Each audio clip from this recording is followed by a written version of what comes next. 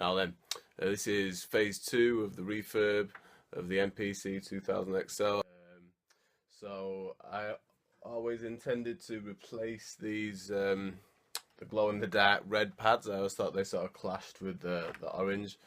So I got some of the black fat pads, stick them on, and then to match that, if you see the fascia of the compact flash card reader on the front is like the cream colour, so to match the black pads I got one of these, just the same thing but in black.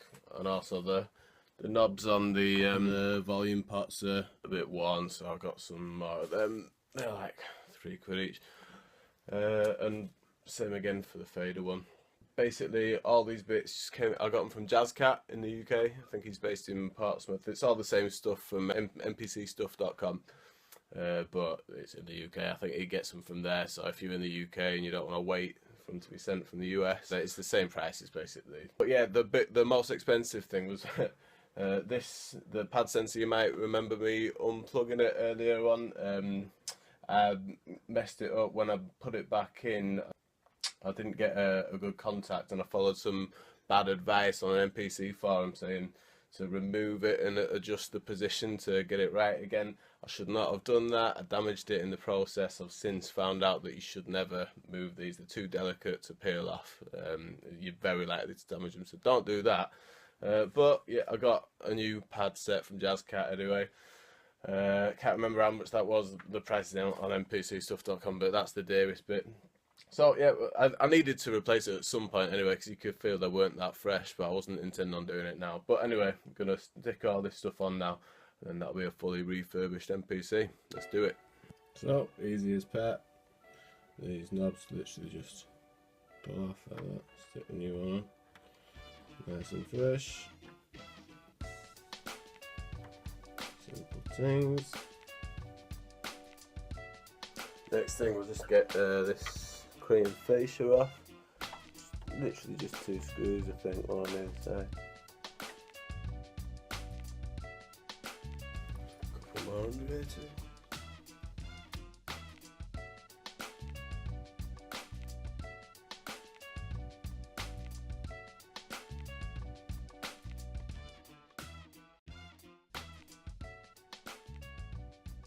Right, so this ribbon cable is cutting down to size because it's longer than it needs to be. So I've just lined up the new pad sensor on top of the old one with the holes on either corner lined up with the holes on the plate. Just going to make a little mark on either end.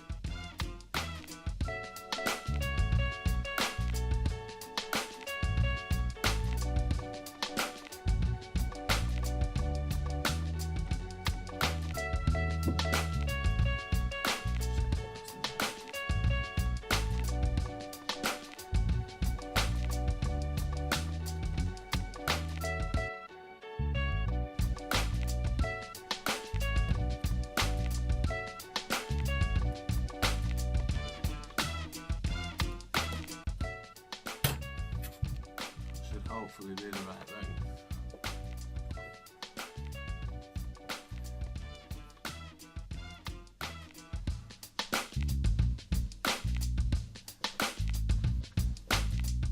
Now, this is the thing that you never do, except for if you're taking it off once and for all.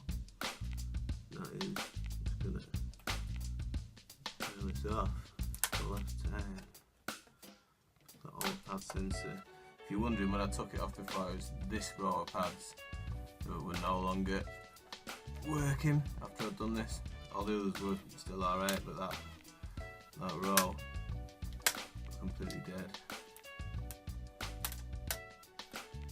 Because apparently all this stuff's just too delicate to really do this with. I expect them to still work. Now, I've got these alcohol wipes. It's recommended to wipe the plate down underneath.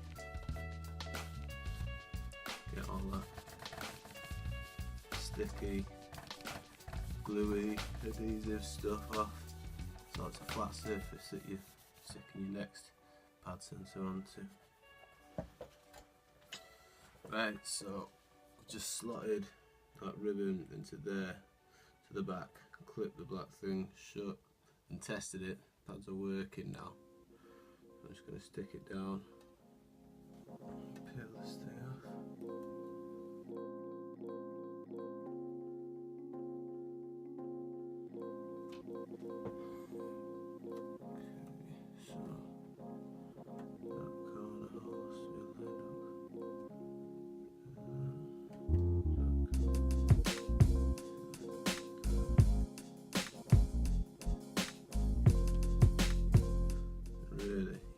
Too back to the cherry, you've got to get it right first time, otherwise you'll end up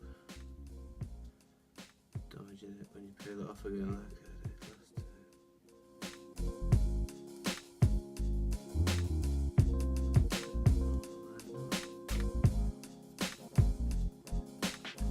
Obviously you don't want any air bubbles in it. And the next thing to do is just add these pads, position over the top, close that. Now then, these fat pads look dull, but I find that they've got a bit too much sort of air in between the pad and the sensor, so it sort of takes too long to hit the button and get a sound. So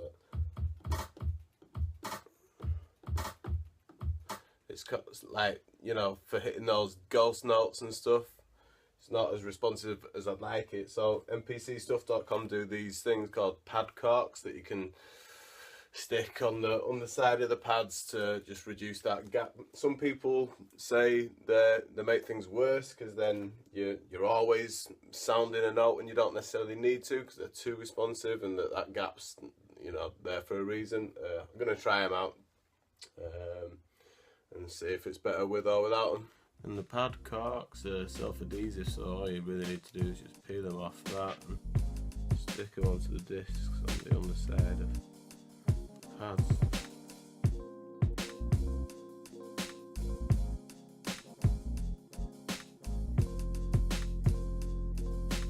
And then reposition it back where it was before.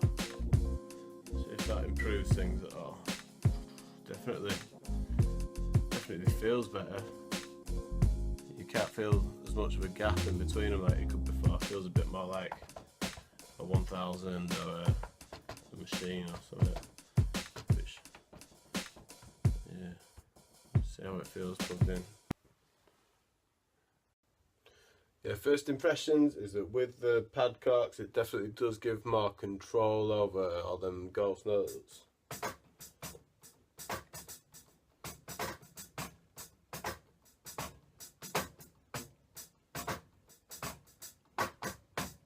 But I can see the point of the people who say it's too much, and that sometimes you can get extra, you know, unintended like flams and stuff.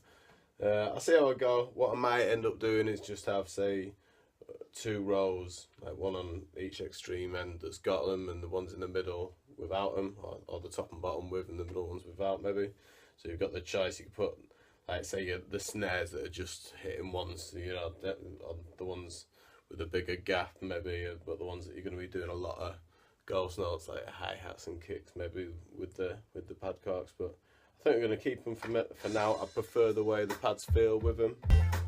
Now there's just one more thing I want to show you before I put it back together and call it a day, and that's this bit, which is the bit that I couldn't fix myself and couldn't figure out how to, or what was wrong.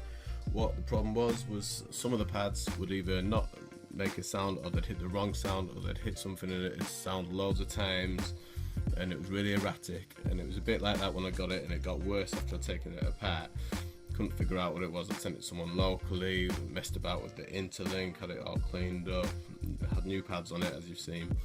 And what it was, sent it to Jazzcat to figure out, and he just by chance held up the board to the window that was next to where he was working, and he saw the light shining through, and there was a hairline fracture which went across 4 of these tracks, which might have been caused by someone maybe moving the board, picking it up, trying to, when one of the screws was still in it. It was a tiny little fracture, But what he's done, Jazzcat, is basically reconnected that route for those 4 tracks with a wire from A to B, and he's had to choose the point where there's no resistors or anything changing the impedance of the route. I wouldn't have known how to do that, so yeah, he sorted that up. So yeah, big up to him. Thanks for that. And of course, can't forget the all important new fader knob. There we have it. This is a fully refurbished, finished product, the MPC 2000 XL. I just want to say a massive thank you to everyone online who sent the tips and advice how I could fix this myself, especially Matt Barron, Jazzcat. It's his business, and still he sits there online sending advice and help to people, teaching people stuff, doing himself out of money, so maximum respect. Also, when I did come up against something that I couldn't fix, he was real professional in sorting that out, so thank you. Right, without further ado, let's have a little jam.